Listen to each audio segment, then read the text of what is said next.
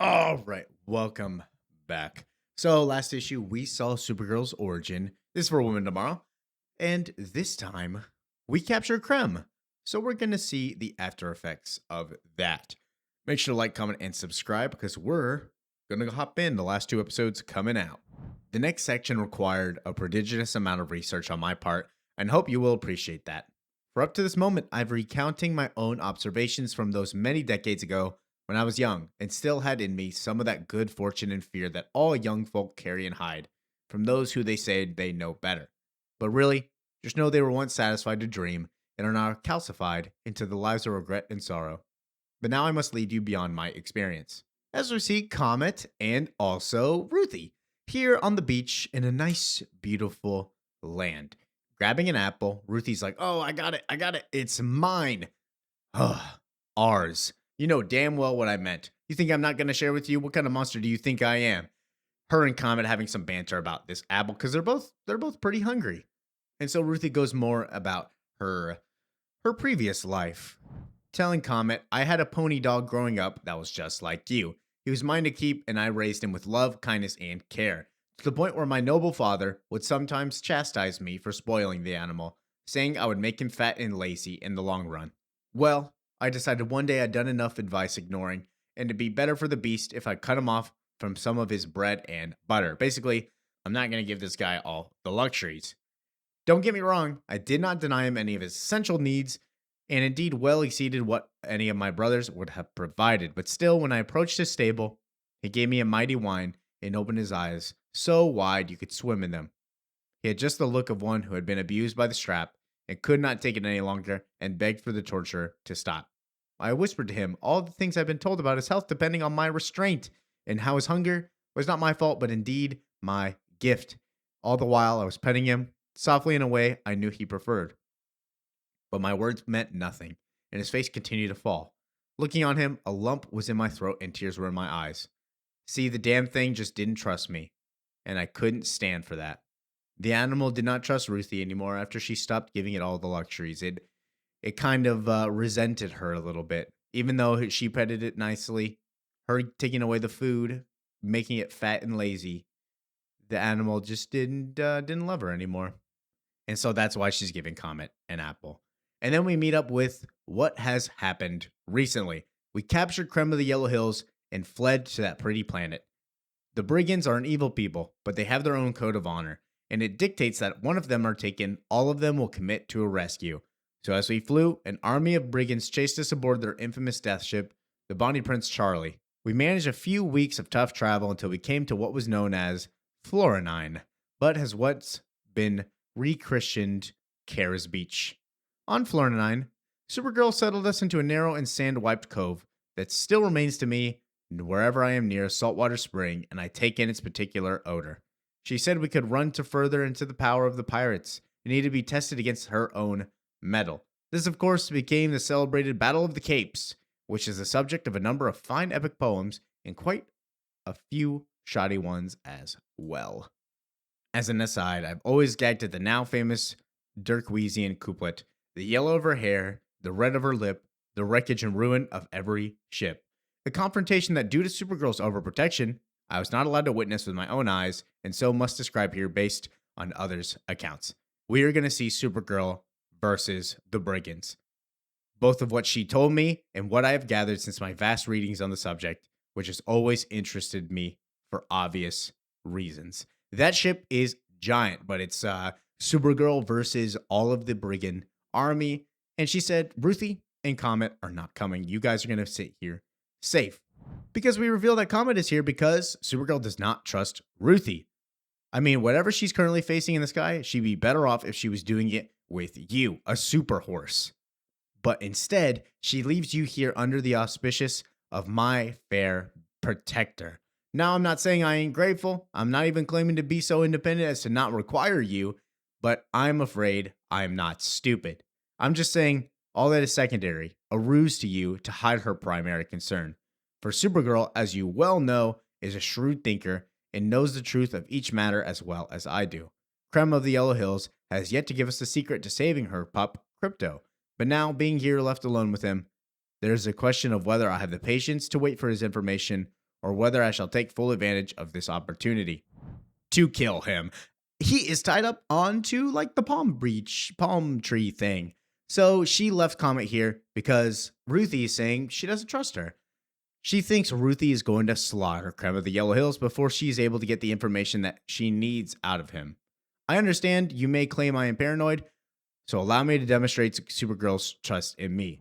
As it stands, in about 2 seconds, I will have Krem's head, as Comet says, no, no, no, you are not doing that. So she puts her sword away. Back with Supergirl and the Brigands, it is nothing but easy to assume that in any battle with a super whatever, be it man, girl, boy, horse, cat, dog, or monkey, an opponent armed with traditional weapons will fall soon enough. These super types, if the need arises, and it sometimes does, are capable of hauling stars from one solar system to another.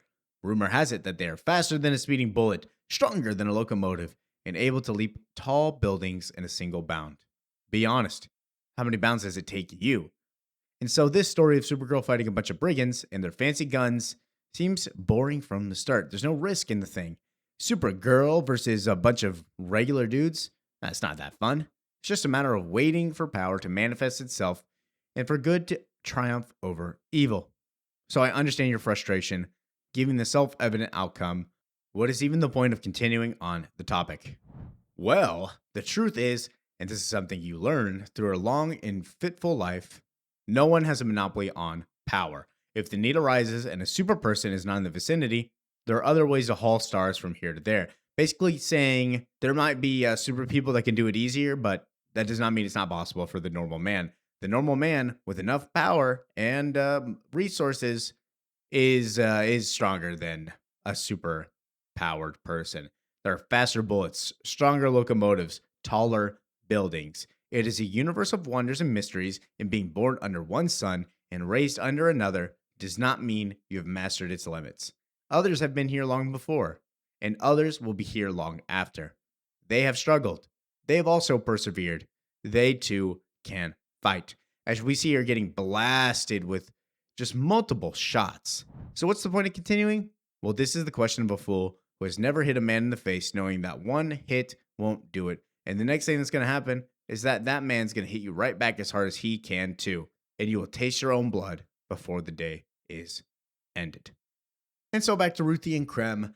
He is gagged up onto the palm beach tree. And she says, am I allowed to talk with the man? You know, like, absent of the intimidation of Supergirl, maybe he will confess his sins. Maybe he will tell me everything they need. Opportunity may indeed be knocking, and I have a responsibility to answer that door. What harm can be done? Comment. Are you not here? Are you not a skilled warrior also? I'm a young child, out of her depth. Basically just saying, let me talk to him. Let me talk to him. It's okay. Nothing's going to go wrong because I'm not going to kill him. And if I want to, you're here. Maybe he wants water. But what would Supergirl do? Do you think she would just let him sit here, or do you think they would help him? And so Comet makes a little like gesture, and she says, well, thank you. You are a super horse in more ways than one. Meaning you can take off his mask. It's okay. And so she does. And Krem is like, you're that girl from the rock farm.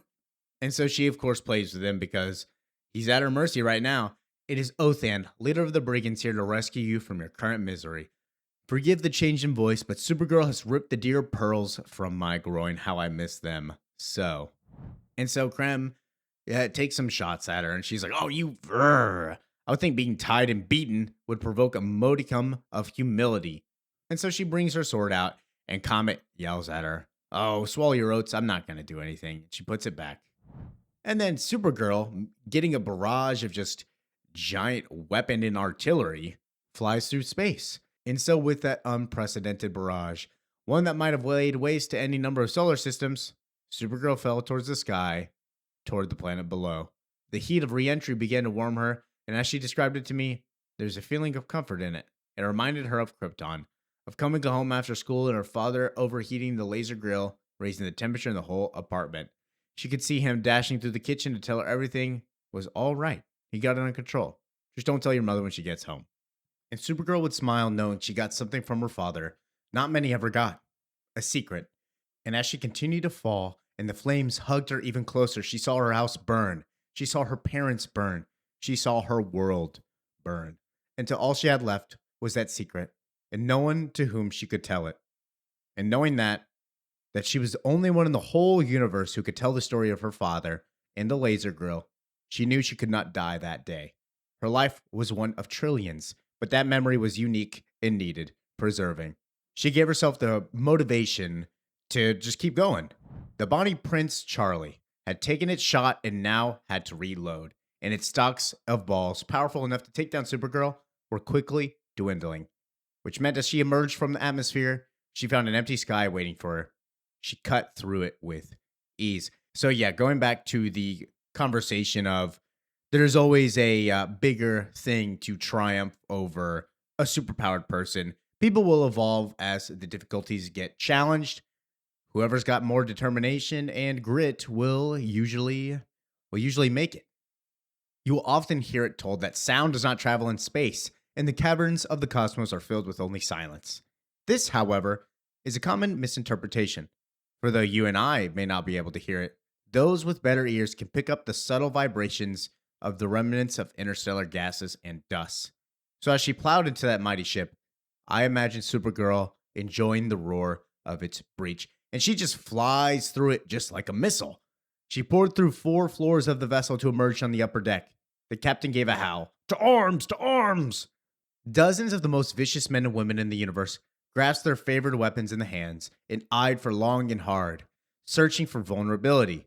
In the meantime, Supergirl got her feet steady and her fists clenched. Yeah, she's gonna absolutely destroy. She's already torn through the ship, and now all she's got left is the regular dudes, not even like full strength dudes, just chilling, waiting. And then we return to Krem, as he tells Ruthye, your father wasn't anyone special, and he tells Ruthye exactly why he killed her father. I've been wandering the plains for the King Council for years. It's fine money and I enjoy the work. Go amongst the people, talk to them, earn their trust, hear their whispers, find the loyal, punish the wicked. I had a standard way of approaching the topic. I tell a joke about the king, something a little bawdy, having to do with the rumors that the first prince was sired by the king's sister, was not by the Reverend Mother. Those who go along with the humor reveal themselves to be unknowingly awaiting eventual execution. Your father didn't laugh. Much to his credit, he objected forcefully. He screamed at me for my rudeness on his land. He did not like the content or the context and asked me to immediately apologize for the blasphemy and walk away from the home of his family. So her dad should have passed. He was a loyal, talked good of the king.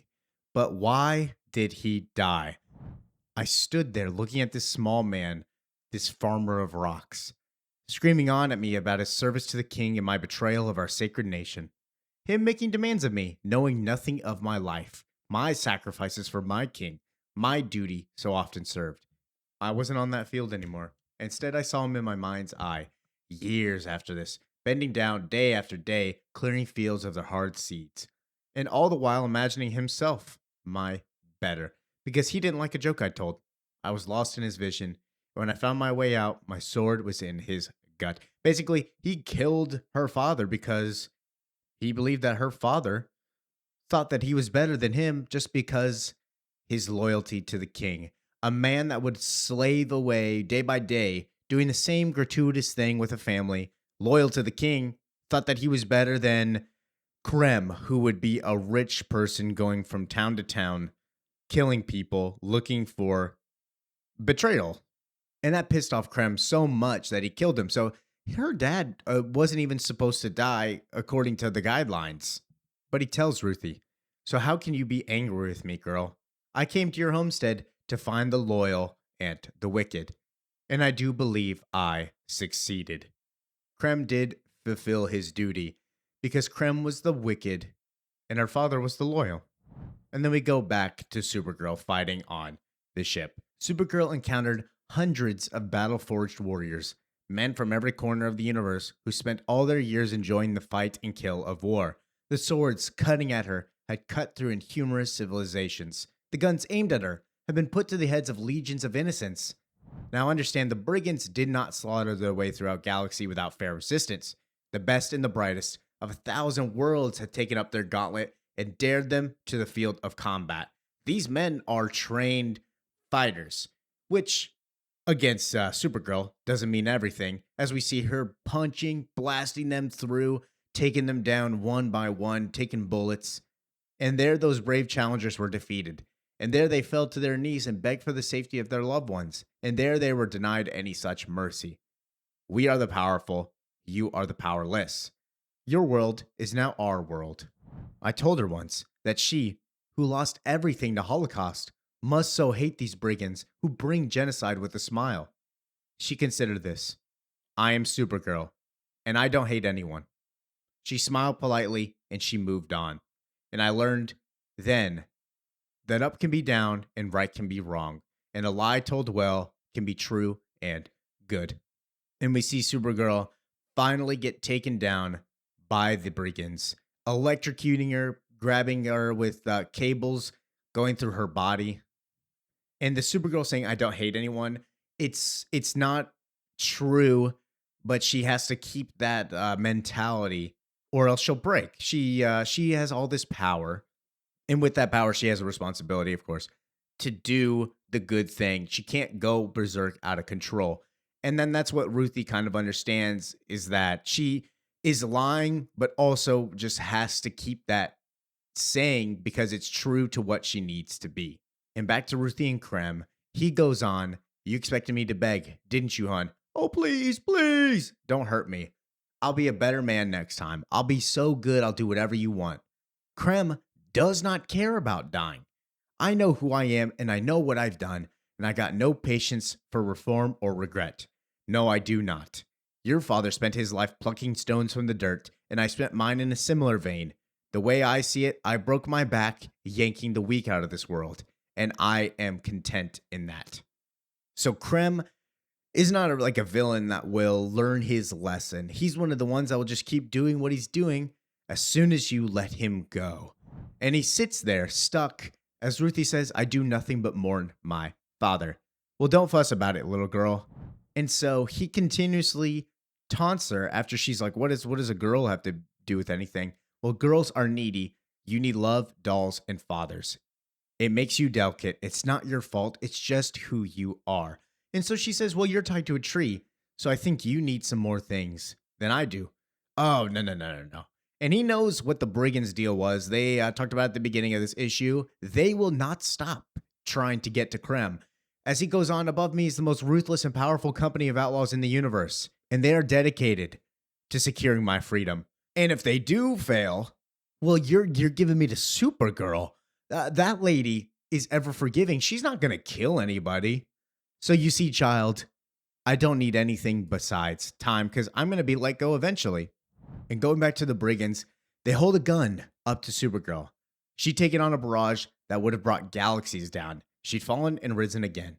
She crashed into the greatest mercenaries in the universe. And she lost. They had acquired a small amount of kryptonite for such an occasion, enough for the chains and one bullet. Kryptonite is rare, but the rich can find the rare. Is it rare? I'm sure it's rare out in space, but on Earth, that thing's everywhere. We even saw red kryptonite pills earlier in the run. Anyways, and so on the deck of the Bonnie Prince Charlie, above a utopian planet, Supergirl found herself chained and on the brink of demise. And the man, the captain, says, whoa. Supergirl is begging as she goes, no, please, please don't. She's not talking to them, but they don't know that, and they're just celebrating her pleas. As she goes on, you hear me. I'll be fine. She needs you. She's talking to Comet. She's not talking to these people, and then that's what they don't understand as they look up and they're like, wait, what? What do you mean? Who are you talking to? Here's the thing about Supergirl. Something often misunderstood when scholars now compare her to the other heroes of her era, the Golden Age. Her power was great, greater than you could imagine. But it's not just measured in terms of the pull of her muscle, the cool of her breath, and the heat of her eyes. No, her power also derived from a whole life dedicated to kindness. From day after day defending others from the wicked, and hereby earning their loyalty, so that she did not often walk alone. And Comet is seriously considering going because Comet is in love with Supergirl. And so as the captain goes, Comet, and he hears it as he neighs. Oh God, I'm keeping that in, but that's awful. As Ruthie gets startled, and is like, what's going on? That does not sound like a well animal. Did he break a leg? Do you require assistance in putting him down? I will volunteer. And Comet is just getting frustrated trying to leave. He wants to leave, but he knows that his duty is to help Ruthie, and so she gives him permission. Is it Supergirl? She's in that much trouble. You gotta go get up there and help her. Don't stay for me. Don't make her trouble mine. You think that's what she wants? I got enough death on my hands. She's gonna put that burden on me, not Supergirl. Go get her, horse. You hear me? Go get her. And so she promises to Pegasus that she's not gonna do anything about Krem. She's just gonna sit there and watch him. And she even says that she swears on her father's grave, I will not violate that trust. And so Comet leaves because I said enough to convince him, and he backed away. He took to the sky, leaving me with Krem of the Yellow Hills, the dastardly King Sergeant who had killed my honored father on his own land. I traveled the stars searching for this dullard, and now there was nothing left between us besides the word I'd given to a horse. Have you ever lied to a horse before? If you ain't had that experience, I do have some obligation to warn you. It can guilt you into something awful, but you get over it soon enough. So she lied to Comet just to get him to go so that she can take Krem's life. And we'll see that next issue. Thank you for listening, watching, and enjoying Supergirl finale next time. Peace out.